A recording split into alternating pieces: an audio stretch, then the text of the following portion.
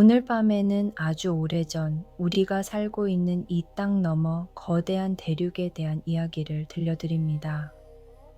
혹시 중국이라는 나라를 생각하면 무엇이 가장 먼저 떠오르시나요? 끝없이 이어진 만리장성일 수도 있고, 흙으로 만든 수천 명의 군인 인형인 병마용일 수도 있겠네요. 그런데 이 모든 거대한 것들을 처음으로 만들기 시작한 한 남자가 있었습니다. 그의 이름은 바로 진시황입니다. 많은 분이 그를 잔인한 폭군으로만 기억하시지만 사실 그는 오늘날 우리가 아는 중국이라는 틀을 처음으로 설계한 건축가이기도 합니다. 그가 없었다면 오늘날의 세계 지도는 지금과는 완전히 다른 모습이었을지도 모릅니다. 하지만 그의 시작은 결코 화려하지 않았습니다. 오히려 누구보다 외롭고 언제 죽을지 모르는 불안함 속에서 어린 시절을 보냈죠. 자, 이제 시계를 무려 2200년 전으로 돌려보겠습니다. 그곳에는 단 하루도 칼소리가 끊이지 않았던 잔혹하고도 뜨거운 시대가 우리를 기다리고 있습니다. 지금으로부터 약 2300년 전, 대륙은 지금처럼 하나의 커다란 나라가 아니었습니다. 마치 조각보를 이어 붙인 것처럼 땅덩어리가 7개의 커다란 조각으로 나뉘어 있었죠. 역사학자들은 이 시기를 전쟁이 끊이지 않는 시대라는 뜻으로 전국시대라고 부릅니다. 7개의 나라는 저마다 자신이 대륙의 주인이 되겠다며 서로를 향해 칼을 겨누고 있었습니다. 진나라, 초나라, 제나라, 연나라, 조나라, 위나라, 한나라, 이 7나라를 가리켜 전국치룽, 즉 전국시대의 7마리 곰이나 호랑이 같은 강대국들이라고 불렀습니다. 이 시대의 전쟁은 우리가 영화에서 보는 것보다 훨씬 더 처참하고 끔찍했습니다. 한번 전투가 벌어지면 적군 수십만 명의 목을 베는 일이 흔했고, 강물은 흘러가는 핏물 때문에 며칠 동안이나 붉은색이었다고 합니다. 백성들은 아침에 눈을 뜨면 오늘 우리 마을에 군대가 들이닥치지는 않을까 하며 가슴을 졸여야 했습니다. 아버지는 전쟁터로 끌려가 돌아오지 않았고, 어머니들은 굶주린 아이들을 안고 눈물을 흘리며 산나물을 캐러 다녔죠. 전쟁이 무려 250년 동안이나 이어졌으니 당시 사람들에게 평화라는 단어는 전설 속에나 나오는 꿈 같은 이야기였습니다. 제발 이 지옥 같은 싸움을 끝내줄 사람이 나타나게 해주세요. 사람들의 이 간절한 기도가 하늘에 닿았던 걸까요? 대륙의 서쪽 끝, 다른 나라들로부터 무식한 오랑캐들의 나라라고 손가락질 받던 진나라에서 한 아이가 태어납니다. 하지만 이 아이의 탄생은 축복이 아니라 아주 기묘하고도 위험한 거래 속에서 시작되었습니다. 이야기는 진나라가 아닌 그 옆나라인 조나라의 수도 한단에서 시작됩니다. 그곳 시장통에는 한 젊은 남자가 남루한 옷차림으로 매일같이 술로 시름을 달래고 있었습니다. 그의 이름은 이인, 진나라 왕의 손자였습니다. 왕의 손자가 왜 그렇게 불쌍하게 살고 있었냐고요? 당시에는 나라끼리 서로 배신하지 말자는 약속으로 왕족을 서로의 나라에 인질로 보내놓는 풍습이 있었기 때문입니다. 하지만 이인은 진나라 왕의 수많은 손자 중 한 명일 뿐이었고, 진나라는 이인을 아예 잊어버린 듯 조나라를 공격해댔습니다. 화가 난 조나라 사람들은 인질인 이인을 죽이려 했고, 그는 매일 밤 생명의 위협을 느끼며 떨고 있었습니다. 그런데 어느 날 천하를 돌아다니며 물건을 팔아 엄청난 부를 쌓았던 거상 여부리가 이인을 발견합니다. 여부리는 장사꾼 특유의 날카로운 눈으로 이인을 뚫어지게 쳐다보았습니다. 그리고 그는 무릎을 탁 치며 자신의 아들에게 이렇게 말했습니다. 기화가거 치호 키주, 참으로 기이한 물건이로다. 지금 사두면 훗날 엄청난 이익을 남기겠어. 여부리는 비단이나 보석을 파는 것에 만족하지 않았습니다. 그는 한 사람의 운명, 아니 한 나라의 권력을 통째로 사기로 마음먹은 것입니다. 여부리는 전 재산을 털어 이인에게 금과 은을 쏟아부었습니다. 좋은 옷을 입히고 인맥을 넓혀 주었으며 진나라 왕실에 엄청난 뇌물을 바쳐 이인을 후계자로 점지하게 만들었습니다. 이 과정에서 여부리는 자신이 가장 아끼던 아름다운 여인 조이를 이인에게 아내로 바치기도 했습니다. 얼마 후 조이는 사내 아이를 낳았고 그 아이가 바로 우리가 이야기하려는 영정, 즉 진시황입니다. 그런데 여기서 아주 묘한 소문이 돌기 시작합니다. 조이가 이인에게 가기 전 이미 여불위의 아이를 임신하고 있었다는 이야기였죠. 만약 이 소문이 사실이라면 훗날 대륙을 통일한 진시황은 왕의 아들이 아니라 장사꾼 여부리의 아들이 되는 셈입니다. 이 출생의 비밀은 훗날 영정이 왕이 된 후에도 그를 평생 괴롭히는 거대한 그림자가 됩니다. 어쨌든 여부리의 지독한 투자 덕분에 이인은 진나라로 돌아가 왕이 되었고 영정은 세자의 자리에 오르게 됩니다. 하지만 이 기쁨도 잠시, 아버지가 일찍 세상을 떠나면서 영정은 고작 13살의 나이에 진나라의 왕이 되어야 했습니다. 말만 왕이었지. 사실상 나라의 모든 권력은 자신을 왕으로 만든 장사꾼 여부리의 손아귀에 있었습니다.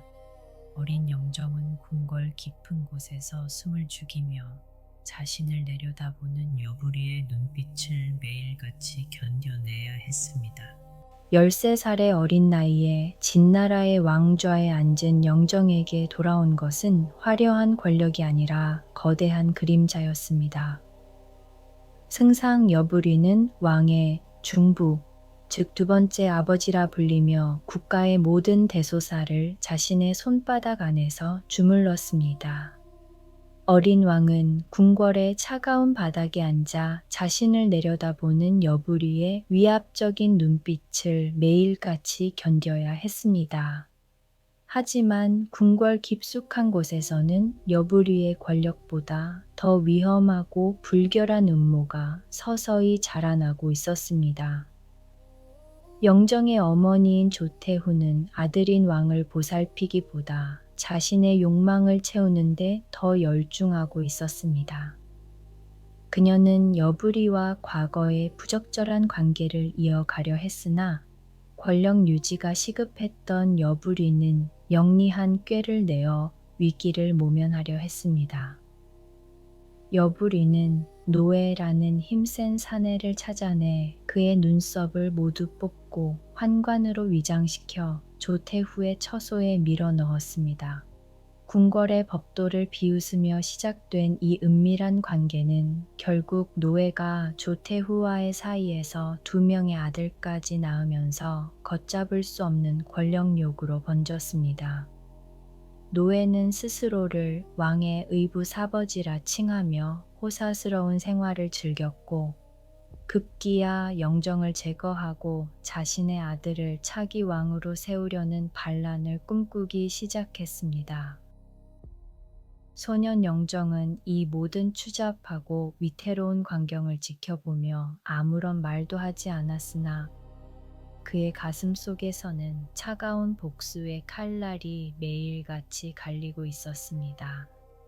기원전 238년 영정이 성인이 되어 직접 나라를 다스릴 수 있는 권한을 상징하는 관례를 치르자 노에는 마침내 군대를 동원해 반란을 일으켰습니다. 하지만 10년이 넘는 시간 동안 어둠 속에서 발톱을 숨겨온 영정은 결코 만만한 상대가 아니었습니다.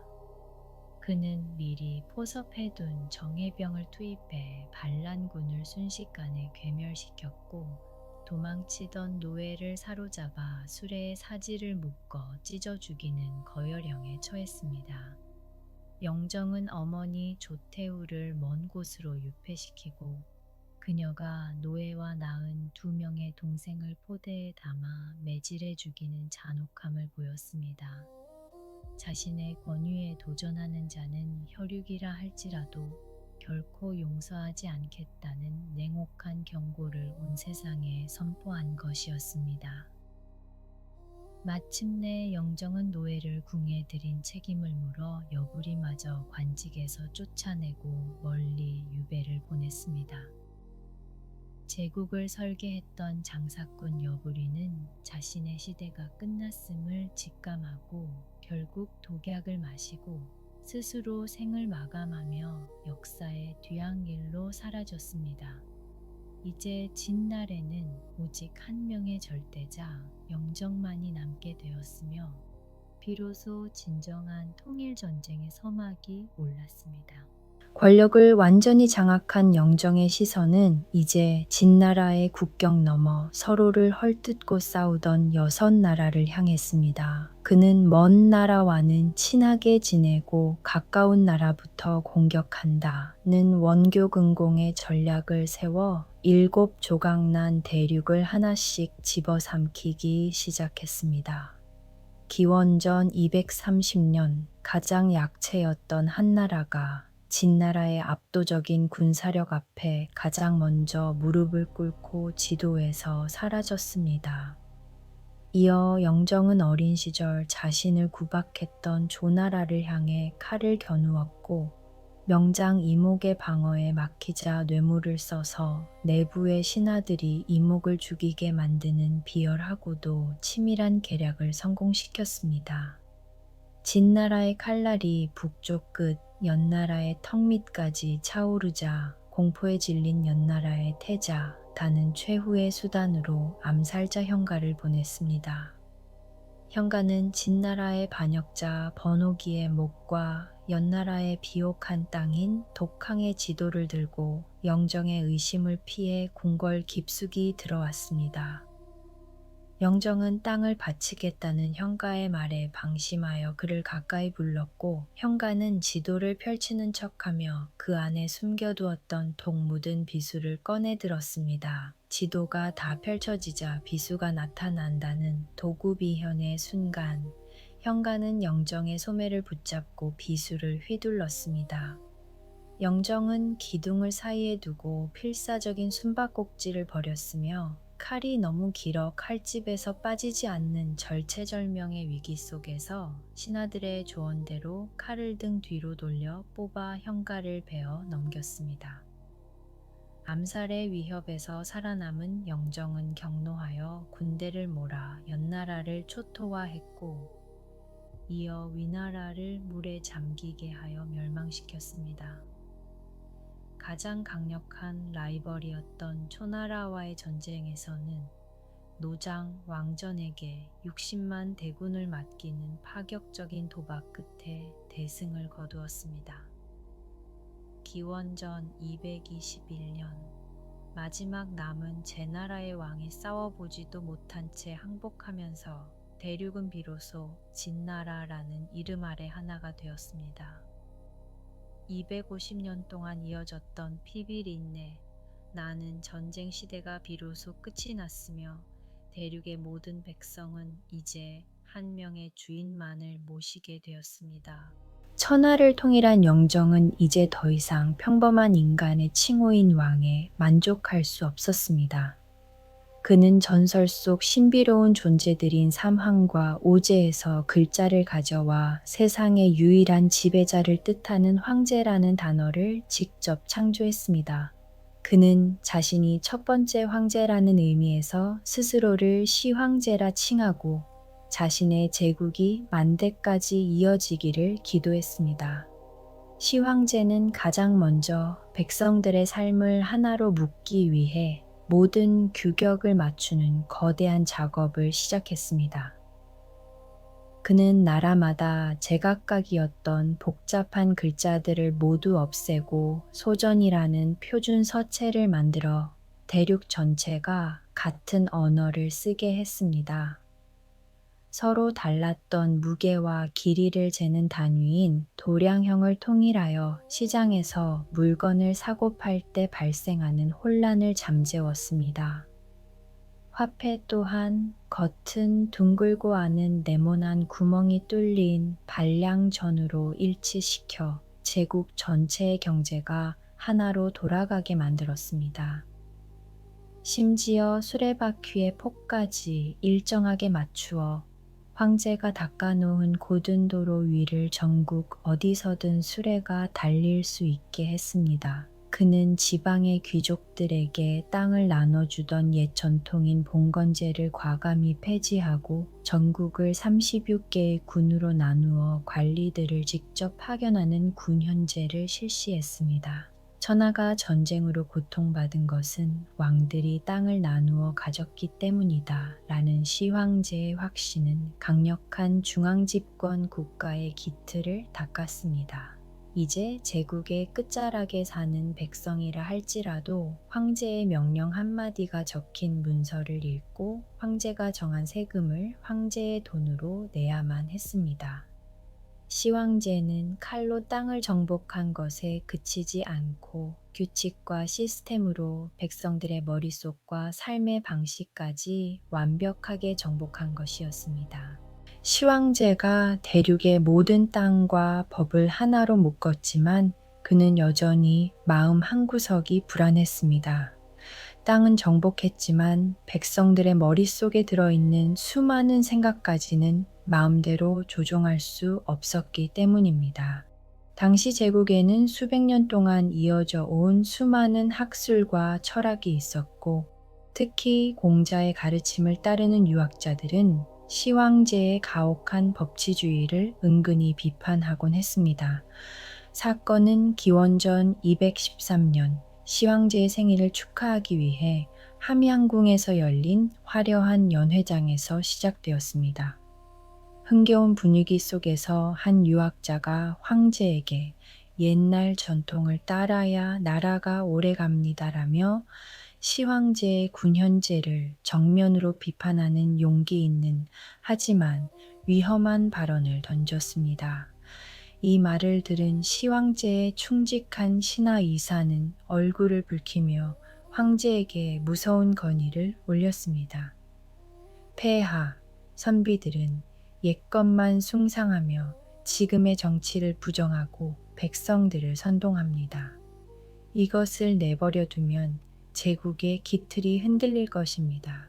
시황제는 이사의 건의를 받아들여 인류 역사상 가장 끔찍한 문화적 학살인 분서 펜슈를 명령했습니다. 진나라의 역사서와 의학, 점술, 농사법에 관한 실용적인 책들을 제외한 세상의 모든 철학서와 역사서를 거두어 불태우라는 명령이었습니다. 제국 전역에서 뿌연 연기가 하늘을 덮었고 수천 년의 지혜가 담긴 죽간들이 순식간에 재가 되어 흩어졌습니다. 하지만 시황제의 분노는 여기서 멈추지 않았습니다. 이듬해인 기원전 212년 자신에게 영원히 사는 약을 구해주겠다던 술사들이 황제를 비방하며 도망치는 사건이 발생했습니다. 격노한 시황제는 수도 함양에 있는 학자들을 낱낱이 조사하여 그중 460여 명을 반역죄로 몰아잡아들였습니다. 그는 학자들을 구덩이에 몰아넣고 산채로 흙을 덮어버리는 갱유, 캥루 라는 잔혹한 처형을 단행했습니다. 비명소리가 흙 속으로 사라지자 제국에는 오직 황제를 찬양하는 목소리와 차가운 침묵만이 남게 되었습니다. 시황제는 이렇게 백성들의 눈과 귀를 가리고 머릿속까지 규격화함으로써 자신이 세운 제국이 영원히 흔들리지 않기를 바랐습니다. 북쪽 국경 너머에서 말을 타고 바람처럼 나타나 마을을 약탈하던 유목민족인 흉노는 시황제의 잠자리를 뒤숭숭하게 만드는 존재였습니다. 시황제는 단순히 군대를 보내 그들을 쫓아내는 것에 만족하지 않고 아예 그들이 넘어올 수 없는 거대한 벽을 쌓기로 결심했습니다. 이것이 바로 인류 역사상 가장 거대한 방어선이라 불리는 만리장성의 시작이었습니다. 하지만 우리가 오늘날 보는 화려한 벽돌 성벽은 후대인 명나라 때 완성된 것이고 시황제 성벽은 훨씬 더 원시적이고 고통스러운 방식으로 지어졌습니다. 나무판 사이에 흙과 짚을 넣고 단단해질 때까지 무거운 절구공이로 내리쳐서 굳히는 판축법이라는 기술이 사용되었습니다.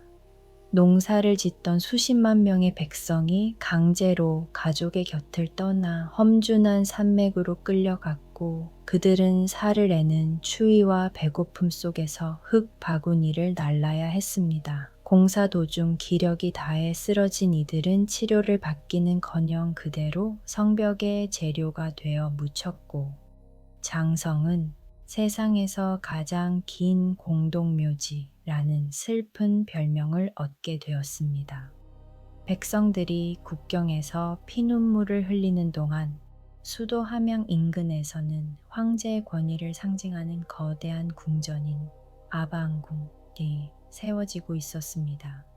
시황제는 자신이 멸망시킨 6나라의 궁궐을 그대로 본떠 함양에 재현했으며 그 규모가 너무 커서 궁전 안에서 길을 잃을 정도였다고 전해집니다. 궁전의 2층 누각에는 한 번에 10,000명의 신하가 앉을 수 있었고 전국의 숲이 베어져 나가 목재를 나르는 수레바퀴 소리가 수백 리 밖까지 끊이지 않았습니다. 시황제는 이 화려한 미궁 속에서 자신이 신이 되었음을 확신하며 만족해 했습니다. 하지만 궁궐이 화려해질수록 백성들의 창고는 비어갔고 제국을 지탱하던 민심의 기둥은 성벽보다 빠르게 무너져 내리고 있었습니다. 황제의 위대함은 백성들의 고혈을 짜내어 만든 신기루에 불과했던 것입니다.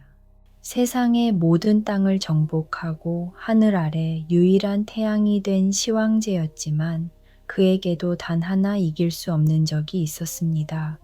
그것은 바로 거울 속에 비친 자신의 하얗게 센 머리카락, 즉 노화와 죽음이었습니다.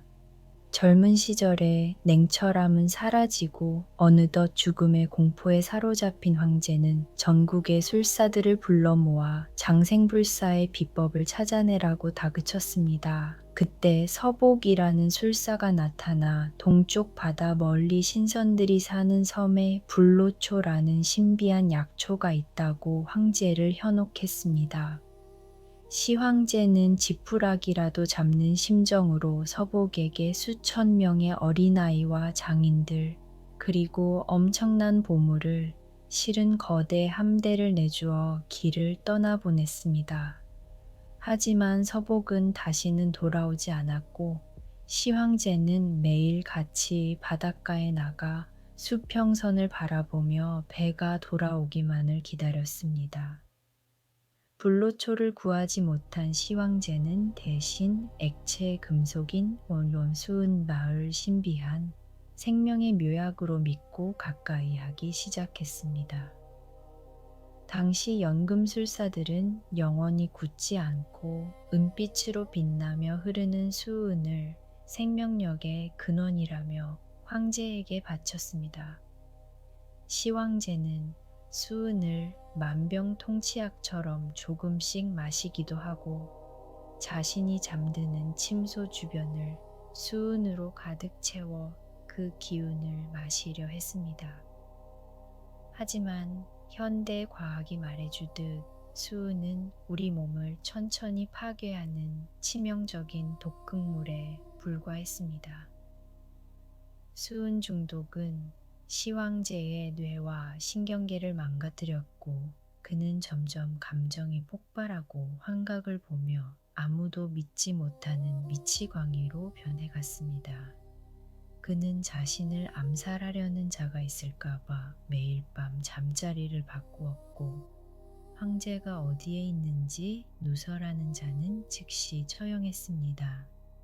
신이 되어 영원히 살고 싶어 했던 시황제는 역설적으로 자신이 선택한 가짜 약에 의해 스스로를 파멸해 늪으로 밀어넣고 있었습니다. 제국을 통치하던 위대한 설계자는 이제 수은의 안개 속에 갇혀 죽어가는 가련한 노인이 되어가고 있었습니다. 기원전 210년의 여름은 유난히도 뜨거웠고 제국을 순행하던 시황제의 행렬은 평육의 사구라는 황량한 지역에 머물고 있었습니다. 세상의 모든 땅을 발 아래 두었던 최초의 황제는 이제 수은 중독으로 뒤틀린 자신의 육체조차 제대로 가누지 못하는 비참한 노인이 되어 있었습니다.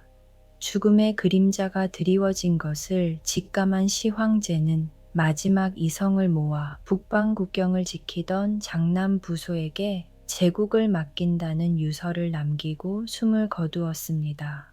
하지만 황제의 곁을 지키던 환관 조고는 이 기회를 놓치지 않고 자신의 권세를 유지하기 위해 인류 역사상 가장 추악한 음모를 설계하기 시작했습니다.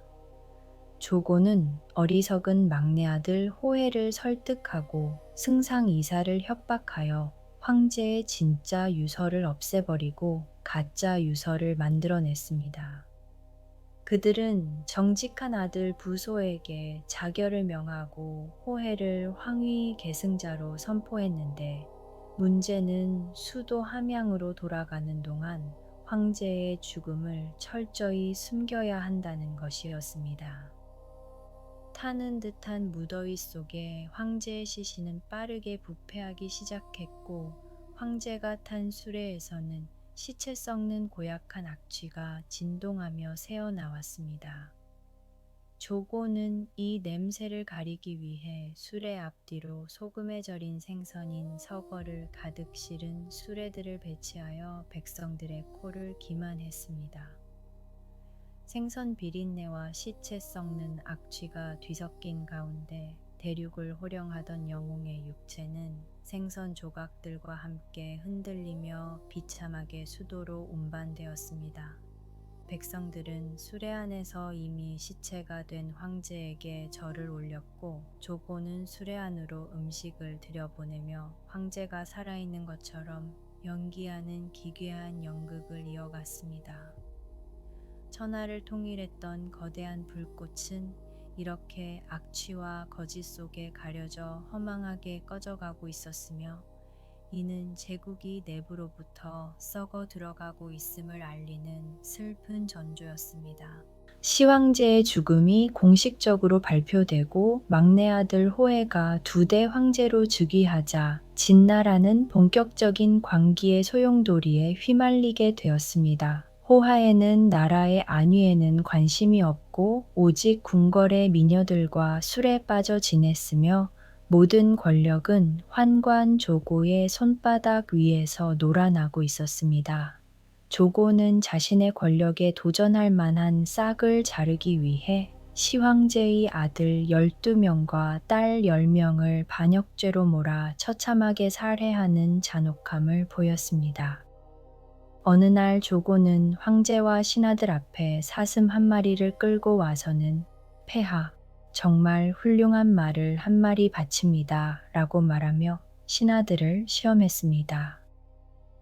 황제가 저것은 사슴인데 어찌 말이라 하느냐며 웃자 조고는 서슬퍼런 눈빛으로 신하들에게 그것이 사슴인지 말인지 대답하라고 다그쳤습니다.